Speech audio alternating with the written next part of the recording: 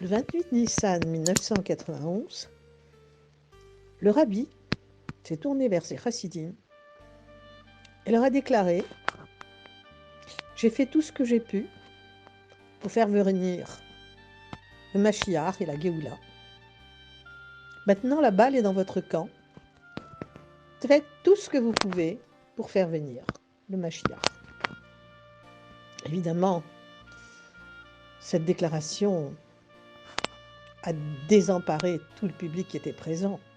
Certains se disant « Le rabbi avoue qu'il a échoué », d'autres disant « Comment nous pouvons-nous faire venir le Mashiach si le rabbi ne l'a pas pu », etc. Ça a jeté un trouble sans précédent dans le monde chassidique. Et malgré les nombreux ouvrages qui ont été publiés sur le sujet, on a l'impression qu'on a tout dit, qu'il n'y a plus rien à ajouter.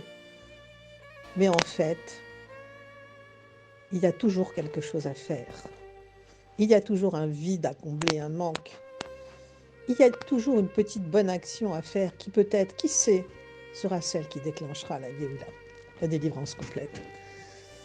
Pour revenir à Rabbi Yosef Yitzhak, le beau-père du rabbi, le rabbi précédent, il avait écrit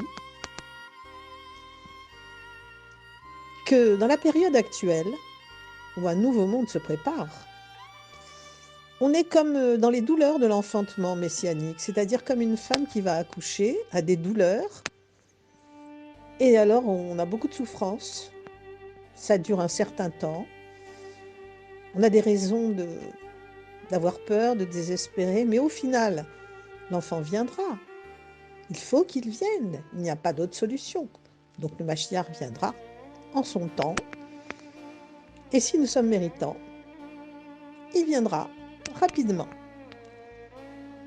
Chaque juif, qu'il soit un homme, une femme, une personne âgée ou un enfant, doit se demander « Qu'est-ce que j'ai fait aujourd'hui pour alléger les souffrances de l'exil ?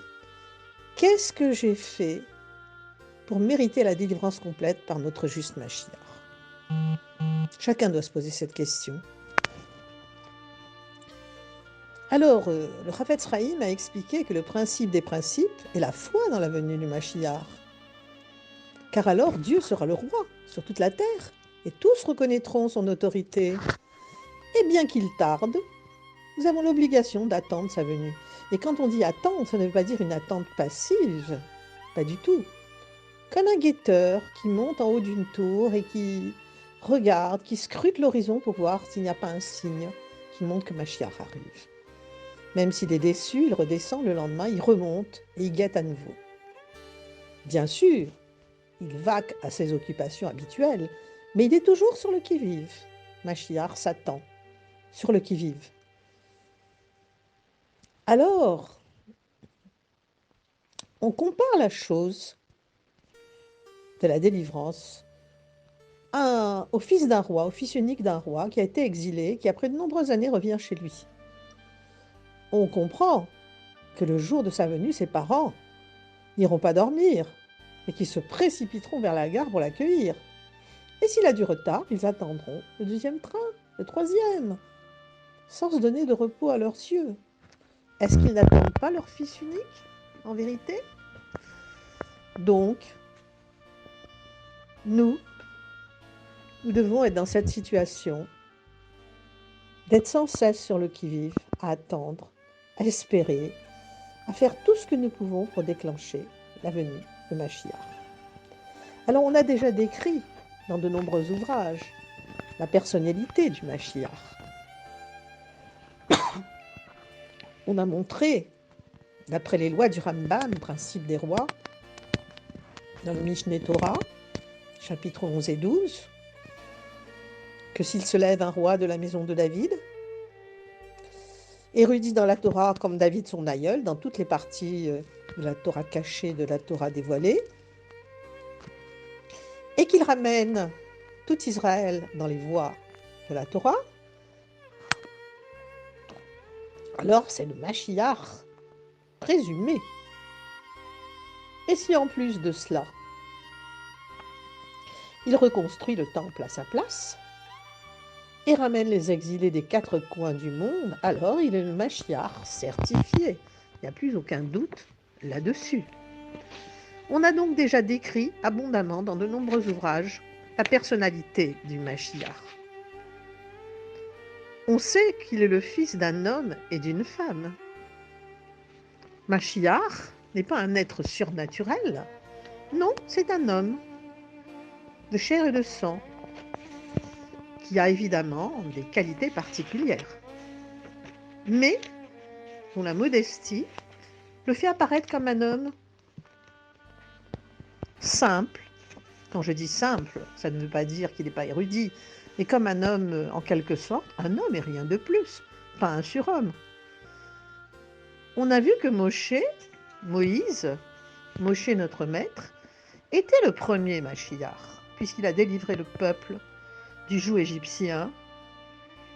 Il l'a emmené dans le désert pour recevoir la Torah. Mais il n'a pas pu faire entrer le peuple en Terre Sainte et construire le temple. Ensuite, bien sûr, David avait rêvé de construire le temple pour Dieu. Mais Dieu, malgré l'amour qu'il avait pour David, l'affection, lui a dit que ce ne serait pas lui qui construirait le temple, mais son fils, Salomon, Shlomo. Parce que lui avait les mains couvertes de sang par les guerres qu'il avait menées contre ses ennemis. Tandis que Shlomo, pendant 40 ans de règne, a eu la paix, a fait la paix avec tout le monde, et donc il a pu construire le premier temple, qui malheureusement a été détruit par Nabuchodonosor. Le deuxième temple, construit au temps d'Ezra le scribe, et a été détruit par Titus, le Romain qui était envoyé par l'empereur Adrien. Et Titus a fait brûler le temple. Et quand il est rentré dans le temple, il a pris son épée, il a déchiré avec son épée le rideau du Héchal, c'est-à-dire le rideau qui cache les arches saintes, l'arche sainte et les rouleaux de la Torah.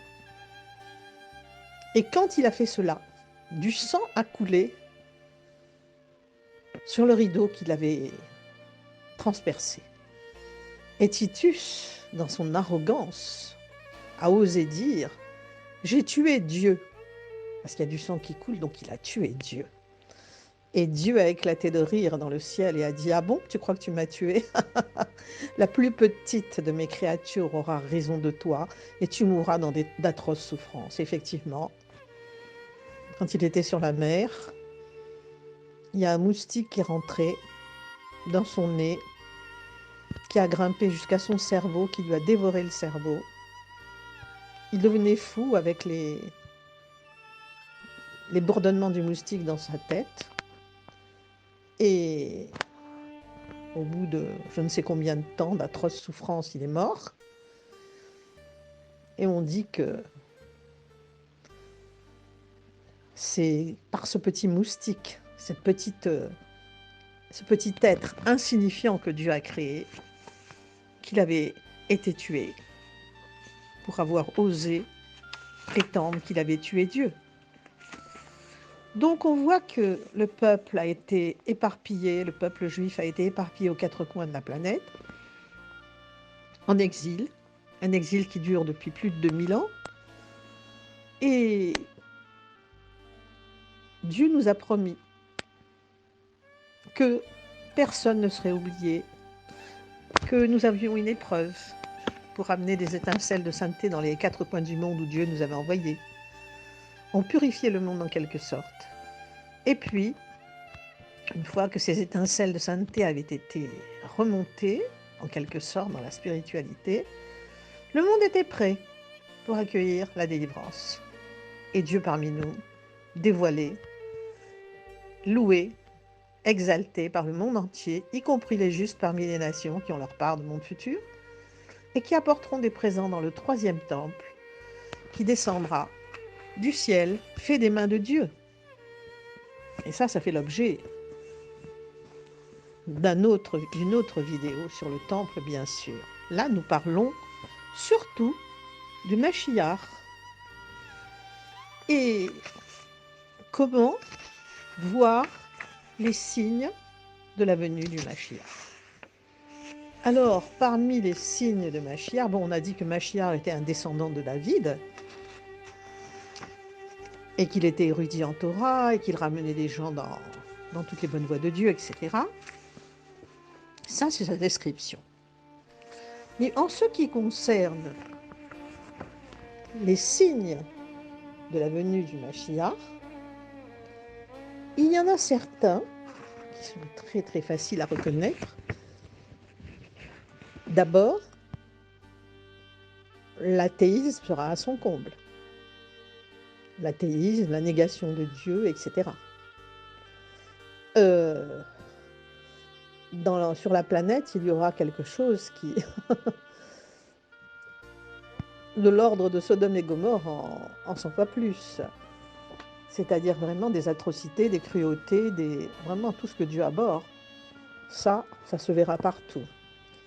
On dit aussi que la fille criera sur sa mère, ne la respectera pas, que le garçon ne respectera pas son père, que l'élève ne se lavera plus devant son maître, que les maîtres n'auront plus d'élèves, ils seront la risée de leurs élèves, et que la vie sera chère. Les prix grimperont au temps du Mashiach. Et que l'arrogance sera à son comble. Vraiment. Et c'est bien ce que nous voyons. Effectivement, on n'a pas besoin de se fatiguer à chercher tous les jours, dans les nouvelles ou dans la rue, on assiste à cela. À tel point qu'on peut se dire, chouette, le Mashiach arrive bientôt, puisque je vois que les jeunes sont insolents, que si je suis dans le métro, je vois une femme enceinte debout, personne ne se lève pour lui laisser la place. Une vieille dame avec une canne qui s'accroche à un poteau, personne ne se lève, alors qu'il y a 5 jeunes gens assis sur des fauteuils. Et à ce moment-là, je leur fais la remarque, ça ne vous gêne pas de voir une vieille dame comme ça ballottée et vous êtes assis? Alors aussitôt, tout le monde se lève, évidemment. Mais il n'y a pas le réflexe de se lever devant une tête blanche, devant une femme enceinte, devant quelqu'un qui est fatigué, etc. Et puis, qu'est-ce qu'il y a encore comme signe avant-coureur de Mashiach? Il y a aussi le fait que les idoles tomberont.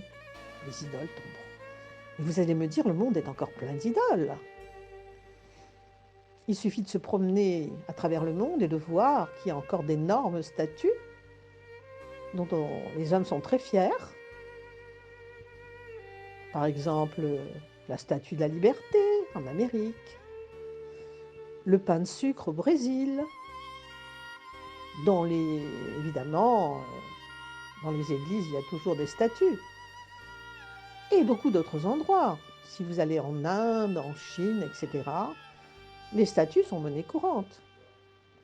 Cependant, il y a une chose extraordinaire qui s'est produite l'an dernier et qui méritait vraiment de passer aux nouvelles, mais on n'en a pas parlé du tout. Ça a été passé sous silence. J'ai encore la vidéo et je la regarde, je suis émerveillée. Que voit-on? Justement, cela se passe en Inde, je ne sais plus dans quelle ville. On voit des femmes prendre avec des marteaux, casser des idoles, des statues. Et elles disent, nous cassons nos faux dieux parce qu'ils ne nous ont pas protégés. Nous avons eu le Covid, il y a eu plein de morts, et puis nous avions eu un tremblement de terre, nous n'avons pas été protégés par nos dieux, donc ce sont des faux dieux, nous les cassons. Et à une échelle plus vaste, on voit les hommes cette fois-ci prendre des statues de 2 mètres et de 3 mètres de haut et les précipiter dans le fleuve, dans le Gange. C'est absolument hallucinant de voir cette image des statues projetées par-dessus bord par leurs anciens adorateurs. Et ça, c'est un signe de Mashiach très fort. Il y en a un autre qui est passé sous silence et que je me plais à signaler. Les animaux, au temps de Mashiach, brouteront de l'herbe. Le lion ne mangera plus la chèvre. Et le chien ne s'attaquera pas au chat. Tous vivront en paix et le bébé pourra mettre sa main dans le nid du scorpion sans être piqué puisque le mal aura disparu. Dieu aura éradiqué le mal de la terre. Mais un avant-goût de cela, c'est de voir que justement, je vois beaucoup de vidéos, on montre des animaux qui vivent en bonne entente, des animaux qui ne sont pas faits pour vivre ensemble. Un animal sauvage avec un animal domestique. Quand vous voyez une lionne adopter une gazelle et la protéger, quand vous voyez un chien qui dort tranquillement avec un chat, ou mieux encore un chat, le chat aime manger des oiseaux, un chat qui est dans le même panier qu'un oiseau, qui cuite gentiment à côté de lui. Et combien de vidéos où on voit des animaux qui ont un comportement digne d'un bon être humain, avec des sentiments, qui ont des sentiments. Par exemple, un singe qui vient en aide à un petit oiseau qui se noyait et qui le ramasse et qui le sort de l'eau. Et on voit plein de choses comme ça, soit des animaux qui s'aident entre eux, soit des animaux qui viennent même en aide aux hommes. Et ça, c'est messianique. Les gens ne font même pas attention, ou alors ils regardent ça comme une curiosité, mais en vérité, c'est encore un des signes de Mashiach. Alors, qu'est-ce qu'on peut dire maintenant pour faire venir Mashiach? Que peut-on ajouter à tout ce qui a déjà été dit? Le rabbi nous a dit, il faut ouvrir les yeux. Tout est prêt. Les boutons brillent, tout est prêt pour la délivrance. Il ne nous reste plus qu'à faire astiquer les boutons. Il suffit peut-être d'une toute petite action et ce sera le déclenchement de la Géoula. Et ce qui est absolument incroyable, c'est qu'on voit maintenant que les Juifs, qui au temps des Romains étaient persécutés, et dans toutes les époques ont été persécutés, n'ont pas pu pratiquer leur judaïsme, même sous le régime soviétique, etc., maintenant peuvent librement étudier la Torah, faire des conférences, diffuser la chassidoute, et on assiste dans la rue, on assistera encore, à l'allumage des Hanoukiot, à la fête de Hanouka, la fête des Lumières. Et dans cette fête, c'est la victoire de la lumière sur l'obscurité. Car, comme dit le rabbi, un peu de lumière chasse beaucoup d'obscurité. Alors combien plus quand il y a beaucoup de lumière? La fête de Hanouka est la victoire de ceux qui étaient les moins nombreux sur les plus nombreux, des Juifs qui voulaient garder leur Torah contre ceux qui voulaient s'emparer de leur âme, les Grecs, les Mèdes, qui voulaient s'emparer de leur âme, c'est-à-dire les empêcher de faire la circoncision, les empêcher de pratiquer leur judaïsme. Donc c'était plus grave encore que le décret d'Aman au temps de Mardoché et d'Esther à Pourim, où là on s'en prenait seulement au corps physique des Juifs. Là, à Hanouka, on s'en prenait à leur âme. Et les Maccabées, avec Judas à leur tête, ont pu vaincre les plus nombreux. Le miracle s'est produit, le miracle sur le terrain avec les soldats, et le miracle de la petite fiole d'huile, puisque les Grecs avaient souillé toutes les fioles pour pouvoir allumer le candélabre dans le temple. Et par miracle, on a trouvé une toute petite fiole qui aurait dû faire brûler pendant 1 jour seulement la menorah et qui a permis qu'elle brûle pendant 8 jours. Le temps, 8 jours, c'est juste le temps qu'il fallait pour faire fabriquer une nouvelle huile. Et c'est pour ça qu'on célèbre la fête de Hanouka. Et le rabbi nous a dit de la célébrer de manière à ce que tout le monde puisse voir, aussi bien les Juifs éloignés qui ont oublié leur judaïsme, mais aussi bien aussi que les nations pour voir que nous cherchons à apporter la lumière dans le monde et le bien pour l'humanité. Aussi, quand nous allumons notre Hanoukia, nous la mettons soit devant une porte d'entrée dans un jardin, soit sur le bord d'une fenêtre où d'autres voisins peuvent regarder. Et enfin, les allumages intercontinentaux avec en direct, en duplex, le bureau du Rabbi où on allume la grande Hanouka à Brooklyn, et en Israël, la Hanoukia géante qui est allumée devant le Kotel, vestige du temple, et celle qu'on allume à Paris devant la Tour Eiffel, tout ça avec des chansons chassidiques, des distributions de beignets, parce que le beignet rappelle le miracle de l'huile, puisqu'il est frit dans l'huile, et tout ça avec beaucoup de joie, beaucoup de simcha, et que Dieu fasse que par la joie et la certitude, la foi en la venue du Mashiach qui a été annoncée par le Rabbi, que très bientôt et de nos jours, très rapidement, nous assistions à la venue du Rabbi Roi Mashiach avec la Géoula, la délivrance complète, avec Dieu qui viendra résider parmi nous dans le troisième temple, et toute la terre sera recouverte de la connaissance de Dieu, comme l'eau recouvre le fond des mers. Amen.